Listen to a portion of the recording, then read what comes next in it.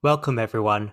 I'm Dr. Basil Considine, and today we're here for talking about writing about business case studies. If you're not familiar with the Online Writing Center, we don't just do these webinars, we also work with students at all stages of the writing process, starting with an assignment instructions when you're wondering, what should I do? What are they asking? If you have questions about that, you are more than welcome to just shoot us an email. But if you have a draft that you're working on, whether it's a paragraph or 5, 10, or even a full-on dissertation that you are looking to refine before you submit to your committee, you are also welcome to make an appointment with us. If you go to the WC Online system, you can sign up for any available appointment in the next 2 weeks. And appointments can be 30 minutes or 60 minutes, depending on whether you have a short paper or you have something longer. So usually doctoral students who are working on their dissertation will request an hour appointment because there is a natural limit to how much one can do in any given period of time. So if you're asking about 5 pages, great, 30-minute appointment is probably right for you. If you have a lot more than that, 60-minute appointment might be more appropriate for there. You can have up to 2 appointments per week, and then if you need additional assistance beyond that, we also have an institutional subscription to tutor.com, which will allow you to get feedback on writing at any time of the day because they have tutors 24/7. They will give you general feedback to the best of their ability. They don't have the strong familiarity with our particular assignments and with APA style like our team does. But if you are, say, working late at night and you just want to bounce something off someone, that's a great option. We are also available by request for phone and Zoom appointments. Just send us an email at onlinewritingcenter@acu.edu. Give us a couple areas or bands of time that you are free. We'll try and match you up with our team and get you some help. That works great if you have a lot of questions that you would like to ask in real time and perhaps ask clarifying questions. And my only note of caution there is be aware that we do get quite busy at the end of the term. So if you're asking weeks 1 through 6, we can probably fit in a phone or Zoom appointment for you. If you're asking in week 7 when everyone's trying to get their final papers in, that might not be the best time. We also have paper templates, sample papers, blog posts on special topics, and other materials on the Online Writing Center website. Again, if you're looking to make an appointment with us, the first step is to schedule an appointment via WC Online for paper feedback. If you are doing that, you do not need to be up at that time of the appointment. Just by the time the appointment has rolled around, make sure that you've uploaded a paper to Canvas, and then we will look at it and give you comments and send that to you normally within 24 hours. If you're contacting us on a major holiday like Easter, it might take a little bit longer, but we do know that you have those deadlines, and so we will make sure we get you feedback beforehand. Can you submit your draft early? Absolutely. We have some people who work quite a bit ahead, and so they're submitting their drafts a week or two, and that's great because that gives some time for them to think about it and ruminate on the material and then return to it with fresh eyes. So you could submit a paper for this week or for next week to get feedback. It's just wherever you are in that process, we are happy to help you. Some things that might be of interest to you. We have our Beyond Summary Adding Analysis and Synthesis webinar next Thursday. That's Thursday at 7 p.m. This is a webinar that focuses on going beyond just stating, oh, here's what other people said. Analysis is when you critically compare and assess things. For example, you might say, well, this source advocated for this, but they only had 5 people in their sample size. This other source, which pulled 100 people, found different results and explained that, oh, because of that disparity, because one only asked 5 people where it's could just be chance, versus the other used 100, you might say, well, this one is more important, or this seems more applicable in general. Synthesis is a related concept where you take pieces of information and you combine them or apply them to a new context to create new information. And together, analysis and synthesis, especially when you're writing your senior level papers or as a graduate student, this is something that professors tell me is one of the most common causes of taking points off when they can't see that they're present. And so in that webinar, we talk about phrasing that helps show that you're doing analysis and synthesis, formulas that help you make sure you have it, and overall how to build a stronger argument by grounding it not just in presenting evidence, but also discussing that evidence and applying it to new situations to create new meaning. We also have, coming up next Tuesday, another webinar in our Writing as a Nurse series, this one focused on the methodology paper. The methodology paper is one of those projects that leads into the D&P dissertation. If you're in our EDD program or writing a master's thesis, this is going to be similar in content to what you would have to do for those, in that it is very much focused on, okay, so how are you going to go about doing your work? How is that grounded in the literature? How does that shape what you're trying to do? And then coming up to round things up, right after that, we have another webinar in our EDD in Progress series, focusing on a themes and action plan assignment. Some resources that might be helpful. We have our APA course paper template that you'll see me using later. We have a YouTube channel where we post our videos. They're also available on the Online Writing Center website. And with that, let us dive into this webinar. So we're probably going to finish a little bit early today. I know it's getting into the middle of the semester, so I think you'll like a little extra free time on a summer afternoon. So we're going to start by talking about the purpose and function of a case study. Then we'll delve specifically into Business 636's Week 5 Hangar Factory assignment. And then we'll talk about how to follow the core principles for outlining the assignment based on the instructions. So what is a case study? Well, if you're in the business program, you've probably read a lot, but this is something where I do get a lot of questions from students. So let's spend a moment talking about that. A case study is first and foremost, it is a description of a situation.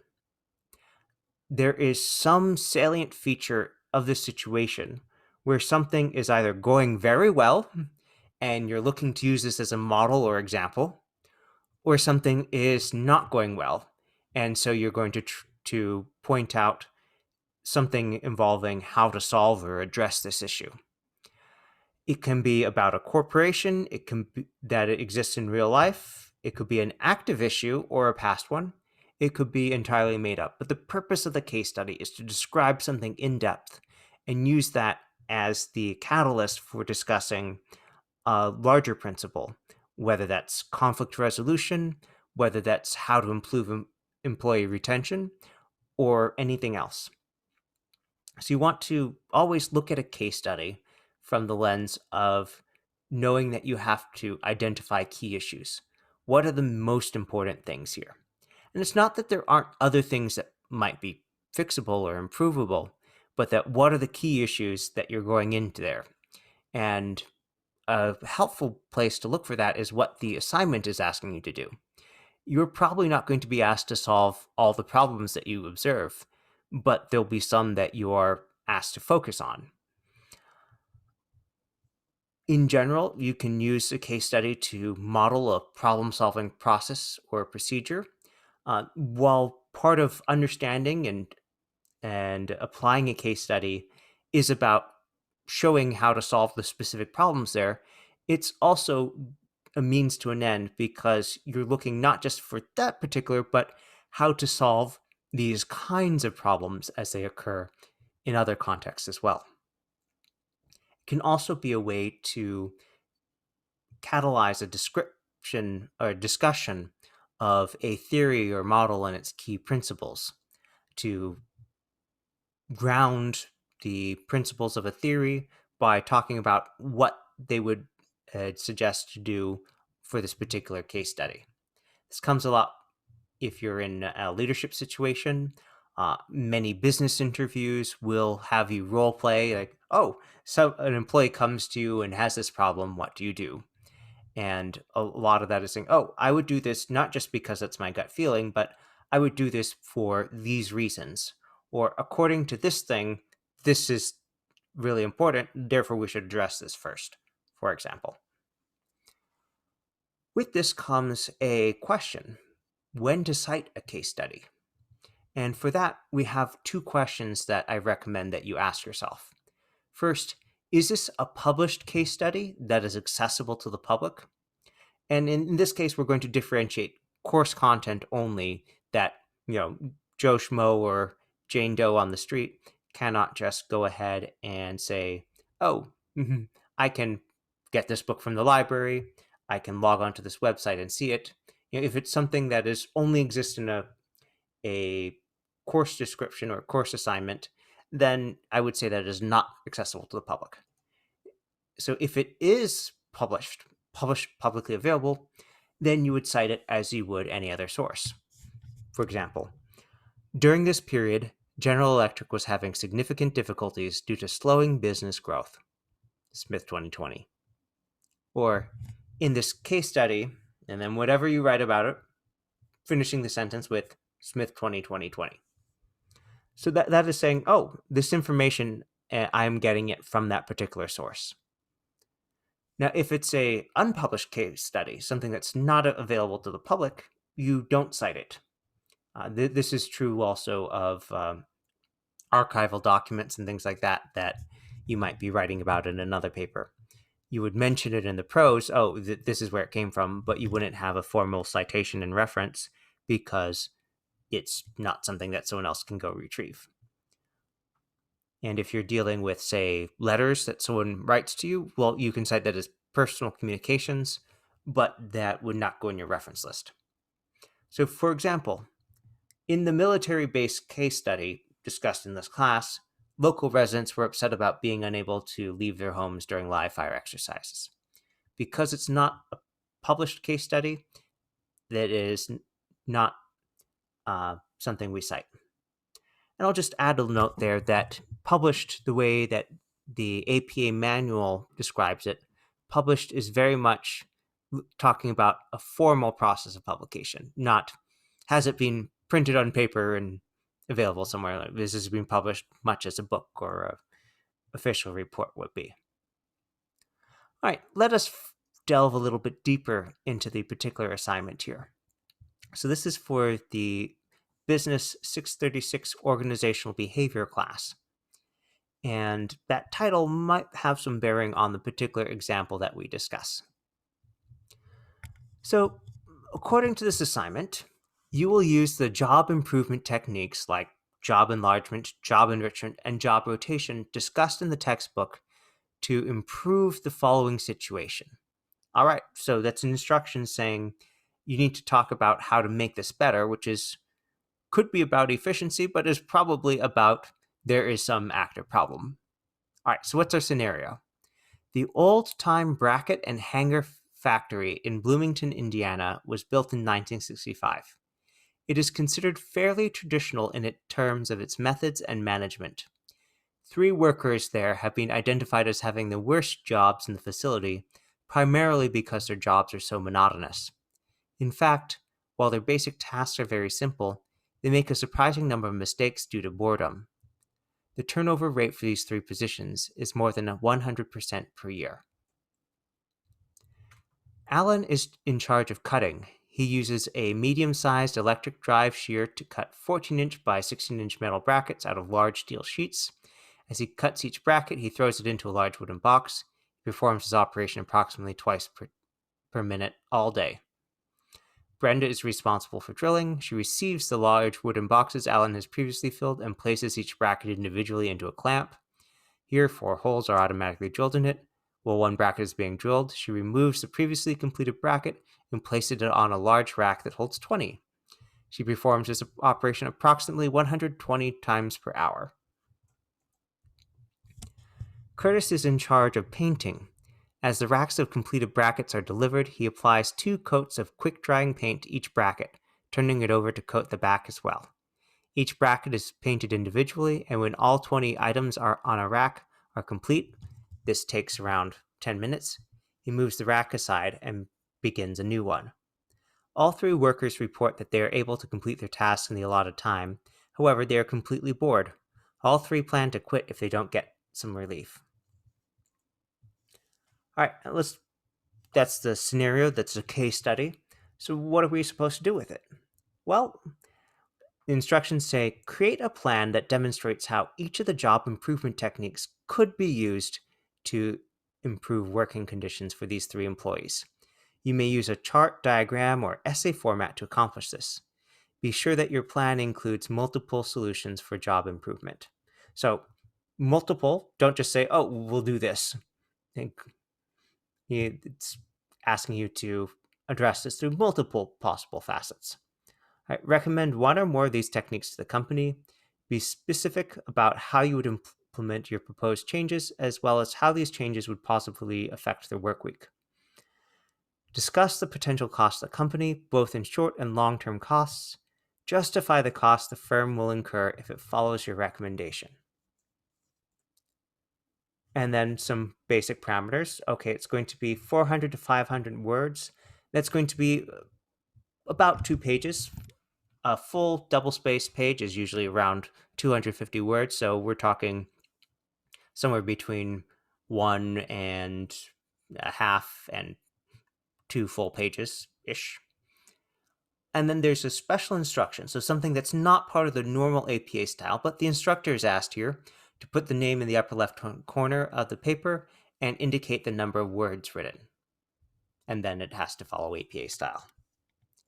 Now, it's always good to take a look at the rubric and make sure that everything is as we understood here.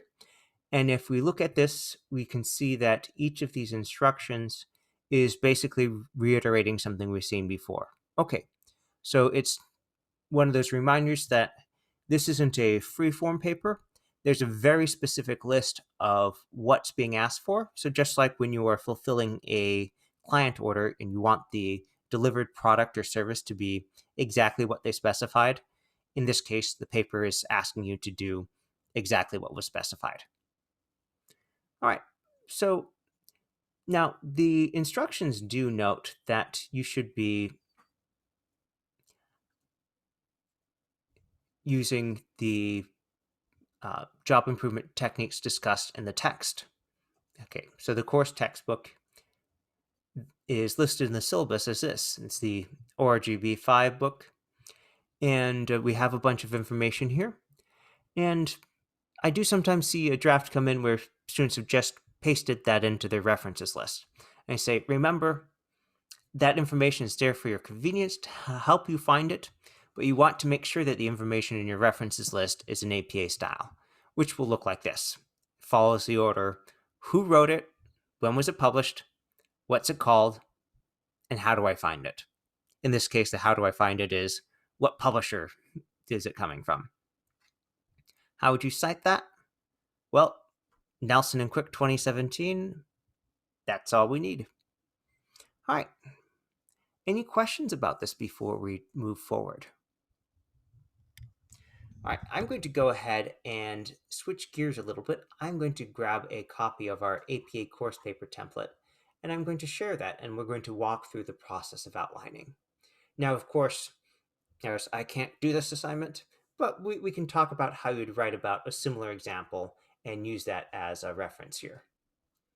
So if you have a suggestion about a particular industry that you'd like us to use for the example, just go ahead and type that in the chat room, and I'll be happy to incorporate that.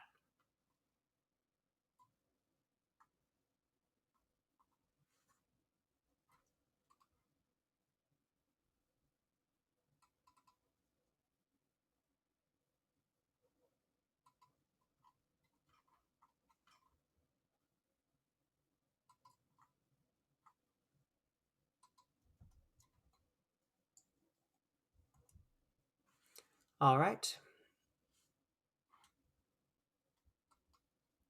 So let's go ahead and think about this particular situation here.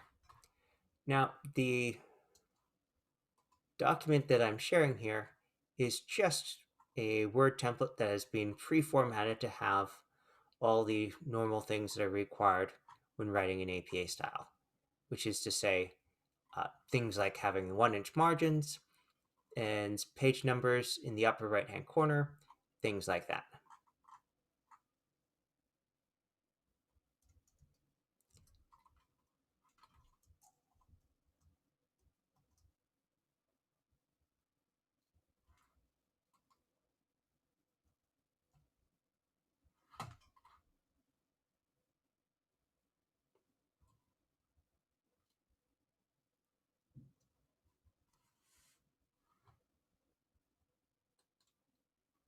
So let's go and review the special cases that the instructor has asked for here, the so-called house rules, where they're asking for something and it's not that APA style requires it, but that this is something the instructor has requested. Just like, if you might imagine going to your parents' or grandparents' house, you might not speak the same way or dress the way that you do normally. Okay. All right, so you should now see the copy of the paper template here. And so this is a blank copy. It just has placeholders. So there may be things that you want to get rid of right away because you already know kind of how this is supposed to look. And so one of the first things we're going to do is we are going to delete all the instructions that are here in comment form. So if you go to the Review tab and you go to Delete here, click on that, there's an option Delete all comments in document. And so now we have all those placeholders gone. You'll go ahead and put in your title here. This assignment doesn't ask for an abstract, so we'll just delete that. And we'll go ahead and we'll take out all this placeholder stuff. It's going to be just about 2 pages, so we want to be careful about making sure that we do only the things we have to so that we don't go over that page limit. Now, I'm thinking I'm going to be citing the course textbook, so one of the things I can do right away is to go ahead and add the reference entry for the course textbook.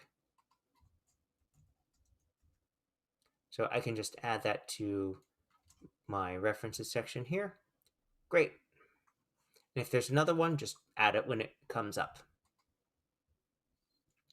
All right, so how should we start outlining this?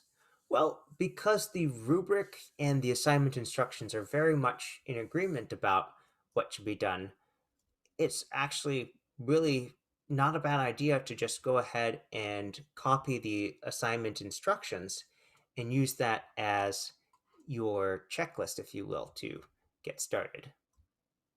So I'm going to go ahead and I'm going to paste the instructions here.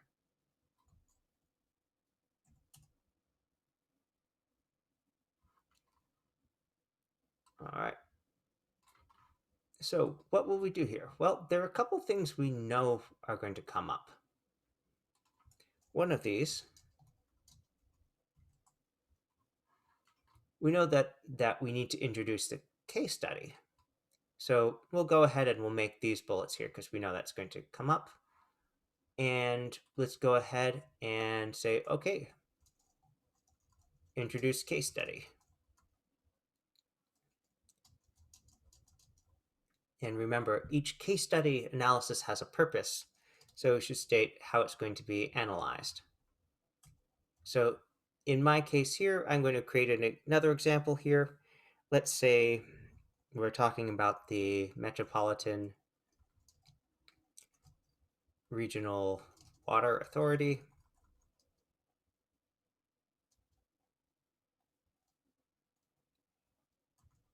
Let's say we're talking about their job accident rate.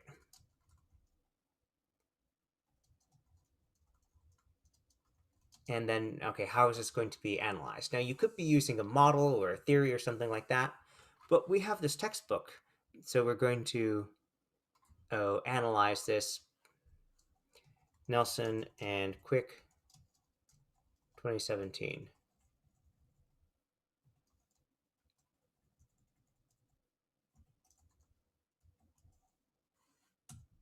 And you can expand on it. Right now, that's just saying what's going to be in here.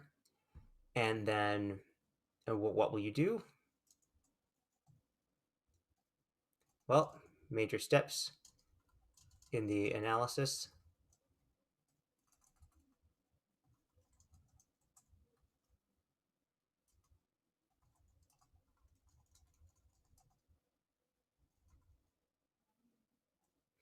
And you know that you're going to have to mention those because they're listed as main parts of what you have to describe in the paper.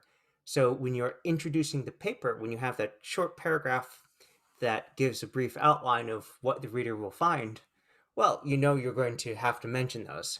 You probably don't know what your plan and recommendation and cost will be yet, but you know that you're going to have to discuss them, so just list them in the outline and you can add in more detail later. All right, so let's look at the plan one. So one way you might just decide to do this is say, I want to make a flowchart. In which case you could go to Microsoft Word's built-in tools and see what you want to do.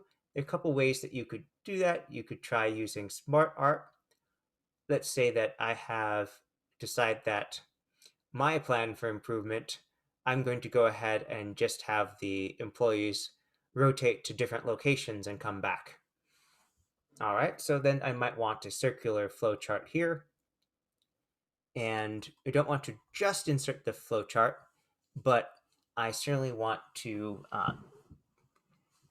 describe it. So let's say that we are moving workers between stations, and here, like, okay, well, station 1 is going to be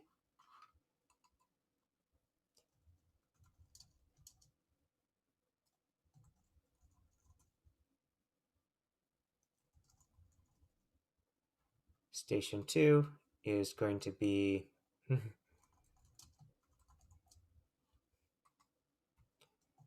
station 3.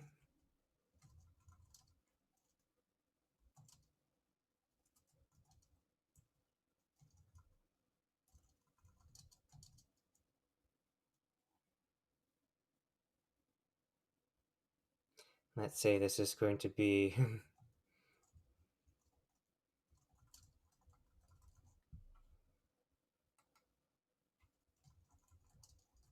and station 4 will be cleaning out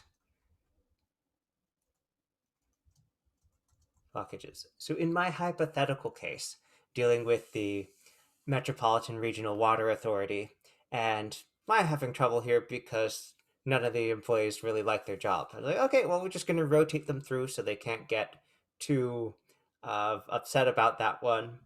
And so I'm making my flowchart, and I don't have a fifth one. Well, one of the reasons to use the tool like this is I just have to go down here and use the minus sign to delete it, and then it automatically adjusts. So you could set up a flowchart like this and like, oh, wait, there's something else I'm going to have to do in rotation, and then add another thing. And let me just show you, if we're in some other part, we want to click on the flowchart, and then you can click over here, and now you have the option to add more items here. And depending on what you're creating here, there are different options available. The flowchart I was showing you, again, insert, and then if you are using, say, draw, that's just an image. If you're doing smartart, smartart is where it has things that you can dynamically adjust. So for example, if you add more layers onto your pyramid, you don't have to redraw the whole thing. So whether you are showing a new organization chart or a cycle like I chose, or a process by which, say, people will be promoted or selected for something or given different days off for something. These are all ways where you might possibly use one of these tools. Now, if you use a chart, you still want to discuss it. What does this chart show? And if we are using a chart here, let's talk about how that might show up in APA style, because APA style requires that you label charts, they're considered figures, number them, and then you have a name that you need. So in this case, we'll call this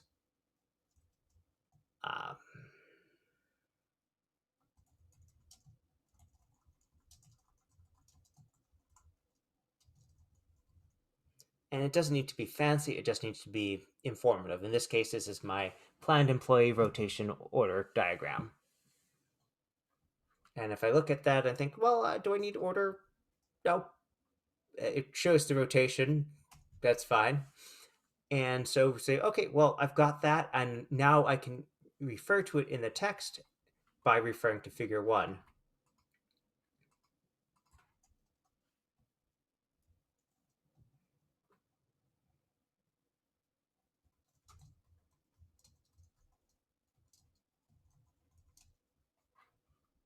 And so you can refer to that, whatever you say, and refer to it as with a parenthetical note like see figure 1 or as demonstrated in figure 1. So you'll just keep numbering them. The first figure in the document is number 1, the second one is 2, and so on and so forth. All right, so recommendations. So there's going to be some techniques here, and we do want to make sure that this is grounded in the text.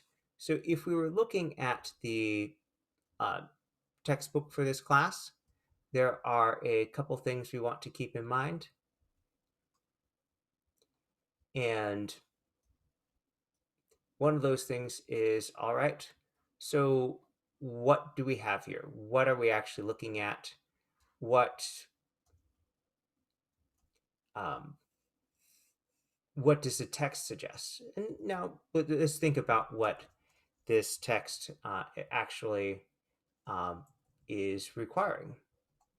Or to put it another way, uh, what does it emphasize as being important?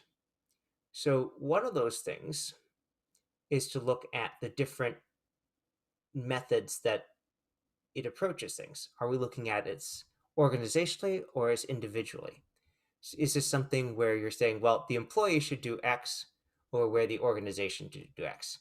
Now, this course is organizational behavior, so you can guess it's probably going to be that one. But within that, okay, what are we looking to do? And if you're stuck, just look at the table of contents of the book, because you'll find that it lays out the broadly different approaches, and that will probably be all you need for a little prompt to go further on that one. So let's look at what else this outline calls us to do. Well, you need to also recommend one or more of these techniques. Okay, now it's probably not going to be just one, because remember, the instructions here say create a plan that demonstrates how each of the job improvement techniques can be used to improve. So don't just say, oh, they should do this. Say, okay, this is why this is better. Here are the reasons why this should be done over others. Or here's what will be the most effective. Now, the third one, you're going to come in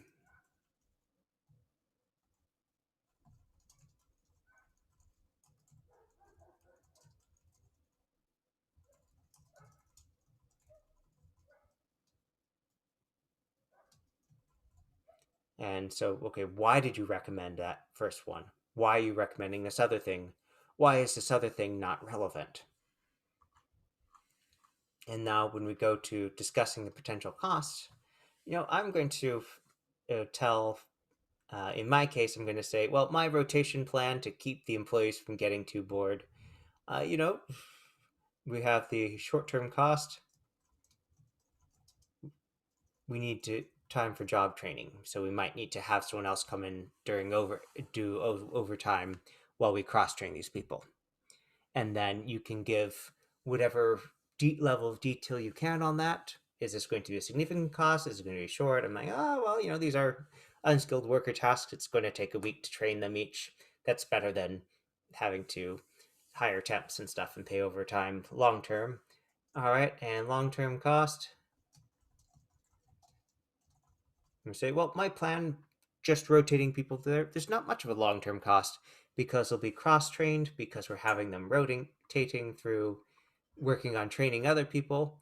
That means that if when someone leaves because they retire or move from the area or whatever, that it will be better placed to have people sub and to train the new people, because they'll be cross-trained in their different jobs.